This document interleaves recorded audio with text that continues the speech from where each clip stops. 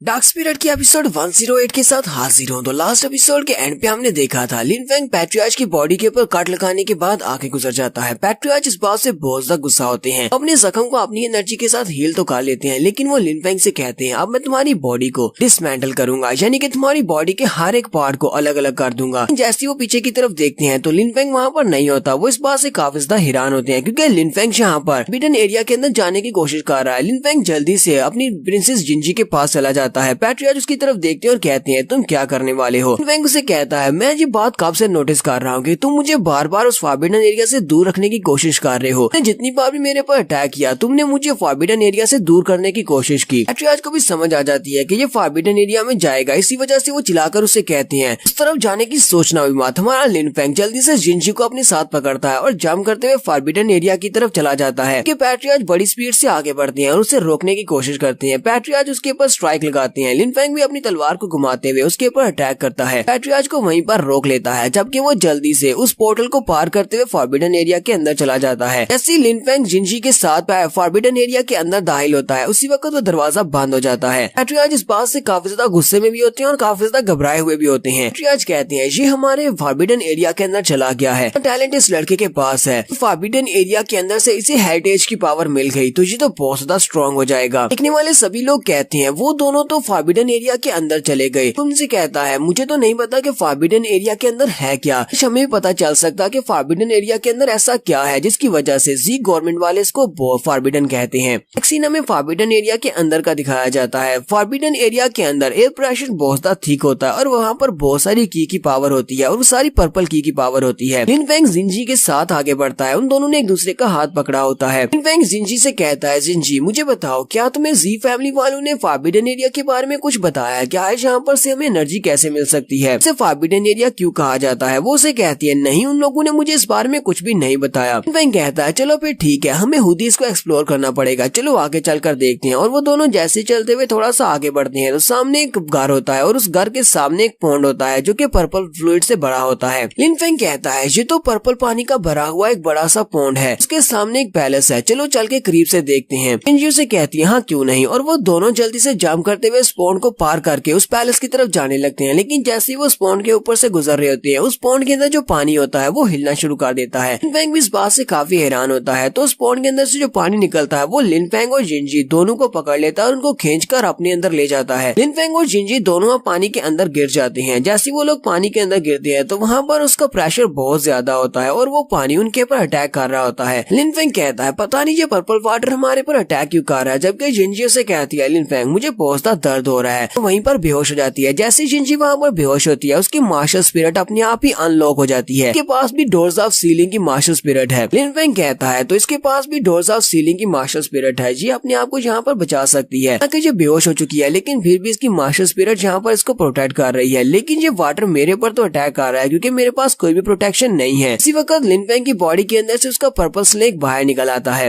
लिन Feng की snake martial spirit बाहर निकलने के बाद वहाँ पर जितना पर्पल वाटर होता है उस सभी को पीना शुरू कर देती है। लिन फेंग की मार्शल स्पिरिट जब वहाँ पर उस सारे के सारे पर्पल वाटर को पी लेती है तो उसके पीने के साथ ही वो ट्रांसफॉर्म होना शुरू हो जाती है। स्नेक के बहुत सारे सर निकल आते हैं तो वो एक ड्रैगन में ट्रांसफॉर्म हो जाता है जिसके 6 सर होते हैं। लिन फेंग भी इस बात से काफी ज्यादा हैरान होता है और कहता है मेरा पर्पल स्नेक तो ट्रांसफॉर्म हो गया, लगता है किसने अपने आप को अपग्रेड किया है, अब तो ये एक 6 सर वाला ड्रैगन बन गया है। लिन फेंग कहता है चलो ठीक है इसने अपने आप को ट्रांसफॉर्म कर लिया, लेकिन मेरी स्नेक स्पिरिट ने स्पून के अंदर जितना भी वाटर रखा हुआ था उसने सारे के सारे पर्पल वाटर को पी लिया। साथ ही लिन फेंग अपनी मार्शल स्पिरिट की तरफ देखता है, उसकी तीसरी मार्शल स्पिरिट, कि उसके पास तीसरी मार्शल स्पिरिट जो कि पिछली बार आइस मार्शल स्पिरिट बन गई थी अब वो एक पर्पल मार्शल स्पिरिट बन चुकी है। हालांकि ये वाली पर्पल स्पिरिट काफी ज्यादा बदी दिखती है लेकिन ये पहले वाली से काफी ज्यादा स्ट्रॉन्ग है। लिन फेंग कहता है ये आइस मार्शल स्पिरिट के मुकाबले में बहुत ज्यादा स्ट्रॉन्ग है, ये तो काफी अच्छी बात है। जिंजी भी उठ जाती है। लिन फेंग उसे कहता है तो फाइनली तुम उठ ही गई। वो उसे कहती है हाँ मैं उठ गई, लेकिन तुम यहाँ पर क्या कर रहे हो। लिन फेंग उसे कहता है हम लोग पर्पल वाटर के अंदर गिर गए थे, मैं तुम्हें पर्पल वाटर के अंदर से बाहर ले आया। वो दोनों वहाँ पॉन्ड के अंदर से बाहर जंप लगाते हैं। जिंजी उसकी तरफ देखकर शर्मा रही होती है जबकि हमारा लिन फेंग भी उसकी तरफ देखकर शर्माना शुरू कर देता है। लिन फेंग जिंजी से कहता है मैं उस पैलेस के अंदर जाने वाला हूँ, तुम भी मेरे साथ आ सकती हो, चलो अंदर चल के देखते हैं कि अंदर वहाँ पर ऐसा क्या है। तो जिंजी शर्माते हुए उसके पीछे पीछे आ जाती है। दोनों जैसी वहाँ पर जाती हैं तो वहाँ पर एक बड़ा सा स्टैचू पड़ा होता है, उसके सामने एक बड़ा सा स्नेक होता है, साइड पर भी एक कंकाल पड़ा होता है जिसके पास एक बुक पड़ी होती है। लिन फेंग आगे बढ़ता है और उसकी बुक को उठा लेता है तो असल में वो एक डायरी होती है। डायरी उस एल्डर ने लिखी है जिसने पहली बार इस टॉम को बनाया था। उसने यहाँ पर सब कुछ लिखा हुआ है। वो कहता है मेरा नाम ज़ीक यान है, एक बहुत ही फेमस पर्सन हूँ कैंगजू का। एक बार विजिट के दौरान मैं एक एडवेंचर पर निकला हुआ था और मैं इस माउंटेन के ऊपर आकर रुका। मुझे इस माउंटेन के बारे में नहीं पता था। उस वक्त इस माउंटेन का कोई भी नाम नहीं था। यहाँ इस माउंटेन के ऊपर आने के बाद पहली बार मैं इसी ग्रेवयार्ड के अंदर आया। जब मैं यहाँ पर इस पैलेस के अंदर एंटर हुआ तब मुझे पता चला कि ये एक कब्र है, ये ग्रेवयार्ड है बहुत ही पावरफुल कल्टीवेटर्स का। लिन फेंग उस स्टोरी को पढ़ रहा होता है। लिन फेंग कहता है तो ज़ीक यान वो पहला एल्डर था जो कि यहाँ पर आया था। इसी की वजह से इस माउंटेन को ज़ीवी माउंटेन कहा जाता है। उसने यहाँ पर लिखा है कि ये कब्रिस्तान है बहुत ही पावरफुल कल्टीवेटर्स का। इसी वजह से यहाँ पर इस जगह को फॉरबिडन एरिया कहा जाता है क्योंकि यहाँ पर बहुत ज्यादा पावरफुल चीजें रखी हुई हैं। लिन फेंग कहता है तो बाहर पॉन्ड के अंदर जो पर्पल कलर का वाटर था वो वाटर नहीं बल्कि वो किसी इंसान का ब्लड था। वो ब्लड बहुत ज्यादा पावरफुल था। जो भी उस ब्लड को एब्जॉर्ब करेगा उसकी स्ट्रेंथ बहुत ज्यादा बढ़ जाएगी। जो भी उस लेक के अंदर जाएगा और वो ब्लड उसकी बॉडी के अंदर जाएगा, वो उसकी बॉडी के अंदर जाने के बाद उसकी बॉडी को अंदर से डिसॉल्व करेगा। लेकिन इस सब का ताल्लुक पर्पल स्पिरिट के साथ है। जो भी उस लेक में जाएगा उसके पास पर्पल स्पिरिट होनी चाहिए। जैसे कि ज़ी फैमिली के जितने भी पीछे के डिसेंडेंट्स हैं वो सभी लोग जहाँ पर आकर ब्लड स्पिरिट को बहुत ज्यादा स्ट्रॉन्ग कर सकते हैं। लेकिन उन्हें अपनी ब्लड स्पिरिट को एक्टिवेट करने के लिए इस पॉन्ड के अंदर आकर बैठना पड़ता है। पॉन्ड के अंदर से ब्लड अगर उनकी बॉडी के अंदर जाएगा और उनके अंदर वाली बॉडी को डिसॉल्व करेगा तभी वो अपनी मार्शल स्पिरिट को, कि उनकी ब्लड मार्शल स्पिरिट है, उसको एक्टिवेट कर पाएंगे। के बाद उनकी कल्टीवेशन भी पहले से 2 गुना ज्यादा बढ़ जाएगी। लिन फेंग उस बुक को पढ़ने के बाद उस स्नेक के पास जाता है और कहता है ये तो कोई स्टैचू नहीं है बल्कि ये तो एक असली का सांप है। मुझे लगता है कि बाहर पॉन्ड के अंदर जो पानी था वो पानी नहीं, वो ना ही किसी इंसान का ब्लड था बल्कि वो स्नेक का ब्लड था। ये वाला स्नेक तो बहुत ही स्ट्रॉन्ग और पावरफुल बीस्ट है। इसकी बॉडी के अंदर इतना ज्यादा ब्लड था कि ये पूरे के पूरे एक पॉन्ड को अपने ब्लड से भर सकता है। और ऊपर से पता नहीं ये स्नेक यहाँ पर कितने हजारों सालों से होगा, के बावजूद इसका ब्लड वहाँ पर पॉन्ड के अंदर बिल्कुल फ्रेश है और अभी तक खराब नहीं हुआ और ना ही सूखा है। एक सीन में बाहर का दिखाया जाता है। पैट्रियार्च गुस्से के साथ वहीं पर खड़ा होता है फॉरबिडन एरिया के सामने ही। इस वक्त उन्हें साइड से घोड़ों के आने की आवाज आती है। वो सभी लोग पीछे की तरफ देखते हैं कि अब यहाँ पर कौन आ रहा है। किंग अपने सोल्जर्स के साथ वहाँ पर आती है। वो सभी लोग कहते हैं यहाँ पर तो एक और खूबसूरत लड़की आ रही है। कि ये खूबसूरत लड़की यहाँ पर क्या कर रही है, कहीं ऐसा तो नहीं है कि ये लोग रास्ता भटक गए और यहाँ पर चले आए हैं। किंग वहाँ पर आते ही उन सभी से कहती है लिन फेंग कहाँ पर है। जैसी वो लिन फेंग का नाम पुकारती है वक्त पैट्रियार्च उसे कहता है मैंने लिन फेंग को मार दिया। ये बात सुनते ही मैंकिंग बहुत ज्यादा गुस्सा हो जाती है और कहती है क्या तुमने लिन फेंग को मार दिया। पैट्रियार्च उसे कहता है हाँ मैंने उसको मार दिया है, यहाँ पर सभी लोगों ने देखा है, मैंने अपने हाथों से उसको मारा है। ये बात सुनते ही मैंकिंग और उसके साथ साथ जितने भी सोल्जर्स होते हैं वो सभी लोग बहुत ज्यादा गुस्सा हो जाते हैं। जबकि देखने वाले कहते हैं ये लोग कितने ज्यादा स्ट्रॉन्ग है। इन सोल्जर्स में से जो सबसे ज्यादा लो कल्टीवेशन वाला है वो भी अपनी सोल लेयर के 3rd लेवल पर है। आज ये सभी लोग कौन है और ये लिन फेंग को क्यों ढूंढ रहे हैं और लिन फेंग की आइडेंटिटी क्या है कि उसके पीछे इतने ज्यादा लोग हैं। मैंकिंग वहाँ पर सभी को ऑर्डर्स देती है सभी लोगों को मार डालो जहाँ पर जितने भी लोग हैं, और वो उन सभी को मारना शुरू कर देते हैं। जबकि हमारी मैंकिंग बहुत ज्यादा उदास होती है और उसे वो सारी की सारी मेमोरीज याद आती है जो कि उसने लिन फेंग के साथ गुजारी हैं। पैट्रियार्च गुस्सा हो जाता है और कहता है तुम्हारी हिम्मत कैसे हुई जहाँ पर हमारी ज़ी माउंटेन के ऊपर आकर हमारी फैमिली के लोगों को मारने की। वो भी जल्दी से अपनी पावर्स को रिलीज करता है और मैंकिंग पर अटैक करने के लिए आगे बढ़ता है। जबकि हमारी मैंकिंग जल्दी से अपनी पावर्स को रिलीज करती है क्योंकि वो लिन फेंग के मरने की वजह से बहुत ज्यादा गुस्से में है। पैट्रियार्च जैसे उसके करीब पहुंचने लगता है उसी वक्त उसे बहुत सारी कोल्ड एयर महसूस होती है और वो वहीं पर रुक जाता है। मैंकिंग अपनी फुल पावर को रिलीज करती है तो जो लोग नीचे फाइट कर रहे होते हैं वो सभी लोग भी कहते हैं यहाँ पर अचानक से इतनी ज्यादा ठंड कैसे हो गई है। ज़ीलिंग मैंकिंग की तरफ देखती है और कहती है ये लड़की तो बहुत ज्यादा खूबसूरत है, उस प्रिंसेस जिंजी से भी ज्यादा खूबसूरत है, लेकिन ये यहाँ पर लिन फेंग को क्यों ढूंढ रही है। आखिर इन दोनों का आपस में ताल्लुक क्या है कि लिन फेंग के मरने से ये लड़की बहुत ज्यादा गुस्सा हो गई है। तो मैंकिंग हवा में उड़ते हुए पैट्रियार्च के करीब पहुंच जाती है और साथ ही वो अपनी आइस मार्शल स्पिरिट को रिलीज कर रही होती है। वो गुस्से के साथ पैट्रियार्च की तरफ देखती है। पैट्रियार्च कहता है लड़की तो जान राम की एक्सपर्ट है, मुझे इसे ये नहीं कहना चाहिए था कि लिन फेंग को मैंने मार दिया है। जैसे उसे कहने लगता है कि मैंने लिन फेंग को नहीं मारा, हमारी मैंकिंग अपने हाथ को आगे बढ़ाती है और अपनी पावर्स को यूज करते हुए उसके हार्ट को वहाँ पर फ्रीज कर देती है। पैट्रियार्च भी वहाँ पर खांसते हुए अपने मुंह से ब्लड निकालना शुरू कर देता है। उसे पता चल जाता है कि अब काफी ज्यादा देर हो चुकी है। ज़ी फैमिली के लोग काफी ज्यादा हैरान होते हैं कि अब उनका पैट्रियार्च भी यहाँ पर मरने वाला है। मैंकिंग अपने हाथ को सामने करके खड़ी होती है, साथ ही वो अपनी पावर्स को यूज करते हुए पैट्रियार्च को ग्राउंड के ऊपर पटक देती है। पैट्रियार्च काफी ज्यादा जख्मी हो जाता है और वो चिल्लाकर मैंकिंग से कहता है ठीक है मैं अपनी हार मानता हूँ, ज़ी गवर्नमेंट तुम्हारे सामने हार चुकी है और ये एक बहुत ही बुरी हार है। लेकिन मैंकिंग फिर से उसके ऊपर दोबारा से अपने आइस स्पिरिट को रिलीज करते हुए अटैक करती है। इस बार वो और भी ज्यादा जख्मी हो जाता है और जोर जोर से चिल्लाना शुरू कर देता है। जैसी मैंकिंग फिर से उसको मारने के लिए उसके करीब पहुंचती है, लाकर उसे कहता है लिन फेंग अभी जिंदा है, वो मरा नहीं है, बल्कि वो हमारी फैमिली के फॉरबिडन एरिया के अंदर चला गया है। मैंकिंग वहीं पर रुक जाती है और उसे कहती है क्या तुम सच बोल रहे हो, क्या क्या वो जिंदा है? पैट्रियार्च उसे कहता हाँ मैं सच बोल रहा हूँ, वो जिंदा है। साथ ही उसे कहता है अब जबकि वो जिंदा है तो क्या तुम मुझे यहाँ से जाने दोगी, प्लीज मुझे मत मारना। लेकिन मैंग किंग उसे कहती है अब तो बहुत ज्यादा देर हो चुकी है, अब तुम्हें नहीं बचाया जा सकता। और साथ ही वो अपनी मास्टर स्पिरिट को रिलीज करते हुए पैट्रियार्च की पूरी बॉडी को आइस में कवर कर देती है और पैट्रियार्च भी वहाँ पर बर्फ में जमकर मर जाता है। देखने वाले कहते हैं जी फैमिली तो खत्म हो चुकी है, जी फैमिली का यंग मास्टर, जी फैमिली का एल्डर और उनका पैट्रियार्च भी मर चुका है। और यहीं पर हम लोग अपनी एपिसोड 108 का एंड करेंगे। एपिसोड की एक्सप्लेनेशन अच्छी लगी हो तो कमेंट करके जरूर बताइएगा। चैनल को सब्सक्राइब कर दे, वीडियो को लाइक और शेयर कर दें। शुक्रिया।